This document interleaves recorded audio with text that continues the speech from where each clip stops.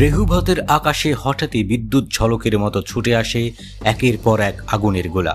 কোনো সতর্কতা ছাড়াই রাতের নীরবতা ভেঙে চূর্ণ বিচূর্ণ হয়ে যায় ইসরায়েলের অন্যতম শ্রেষ্ঠ বৈজ্ঞানিক গবেষণা কেন্দ্র ওয়েজম্যান ইনস্টিটিউট অব সায়েন্স। গুড়িয়ে যায় ইসরায়েলের বহু বছরের সাধনার ফল, ঝাঁপিয়ে পড়ে ধুলোমাটির গভীরে। 20 জুন ইসরায়েলের শিক্ষা গবেষণা ক্ষেত্রের জন্য এক দুঃস্বপ্নের দিন।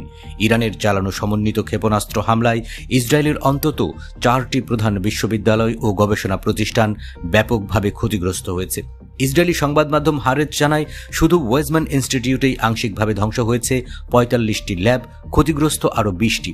একই সঙ্গে ক্ষেপণাস্ত্র আঘাত হেনেছে বেন গুরিয়ন বিশ্ববিদ্যালয়, তেল আবিব বিশ্ববিদ্যালয় এবং টেকনিয়নের মতো গুরুত্বপূর্ণ প্রতিষ্ঠানেও।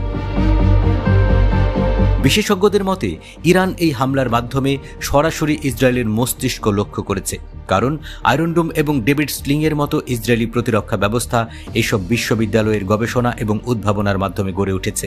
শুধু তাই নয়, বেন গুরিয়ন বিশ্ববিদ্যালয় দীর্ঘদিন ধরে ইসরায়েলি বিমান বাহিনীর পাইলট এবং গোয়েন্দা কর্মকর্তাদের প্রশিক্ষণ কেন্দ্র হিসেবেও ব্যবহৃত হয়ে আসছে। বিশ্ববিদ্যালয় প্রধানদের সংগঠনের সভাপতি অধ্যাপক ড্যানিয়েল চামোভিটস বলেন, এই প্রথমবার আমরা প্রকৃত অর্থেই যুদ্ধের লক্ষ্যবস্তু হয়েছি। তিনি একে বিজ্ঞান এবং নিরাপত্তা ব্যবস্থার বিরুদ্ধে একটি পরিকল্পিত আঘাত হিসেবেও উল্লেখ করেন। এই হামলার ফলে শুধু অবকাঠামোই নয়, ব্যাপকভাবে ক্ষতিগ্রস্ত হয়েছে মানব সম্পদ এবং গবেষণা কাঠামো।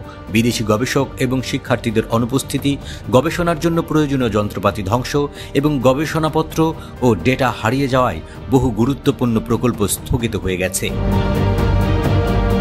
বিশেষ করে বেন গুরিয়ন বিশ্ববিদ্যালয়ের মেডিকেল স্কুল এবং অধ্যাপকদের আবাসন ভবনে ক্ষেপণাস্ত্র আঘাতে শিক্ষাদান প্রক্রিয়ায় থমকে গেছে। হারেজ জানায়, ক্ষয়ক্ষতির পরিমাণ দাঁড়িয়েছে শত শত মিলিয়ন শেকেলে।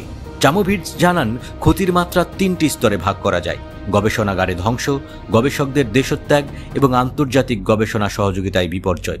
ইসরায়েল এখন ইউরোপীয় বিভিন্ন গবেষণা প্রোগ্রাম, বিশেষ করে হরাইজন 2020-র অংশগ্রহণ হারানোর শঙ্কায় ভুগছে। হাইফা বিশ্ববিদ্যালয়, টেকনিয়ন এবং বার ইলান বিশ্ববিদ্যালয়ের বিজ্ঞানীরা জানিয়েছেন, গবেষণা কার্যক্রম সম্পূর্ণ বন্ধ হয়ে গেছে। বহু গ্র্যাজুয়েট শিক্ষার্থী হয় সেনাবাহিনীতে যোগ দিয়েছেন, নয়তো দেশ ছেড়ে চলে গেছেন। ইসরায়েলি সরকারের সাম্প্রতিক কিছু আইন এবং বাজেট কাটছাঁট বিশ্ববিদ্যালয়গুলোর স্বাধীনতা এবং গবেষণার অবকাঠামোকে আরও নড়বড়ে করে তুলেছে। চামোভিটস বলেন, সরকার নিজেই যখন বিশ্ববিদ্যালয়ের স্বাধীনতা হরণ করে, তখন বাইরের আঘাতগুলো আরও ভয়ানক হয়ে ওঠে। এই হামলা শুধু কিছু ভবন ধ্বংস করেনি, প্রশ্নের মুখে ফেলেছে ইসরায়েলের ভবিষ্যৎ জ্ঞান চর্চা, প্রতিরক্ষা কৌশল এবং বৈজ্ঞানিক নেতৃত্বকে। ধ্বংসস্তূপের নিচে চাপা পড়ে আছে হাজারো অসমাপ্ত গবেষণা, একাডেমিক স্বপ্ন আর অজানা সম্ভাবনার গল্প। এখন সময় বলবে এই ধাক্কা সামলে ইসরায়েল আবার উঠে দাঁড়াতে পারবে কিনা।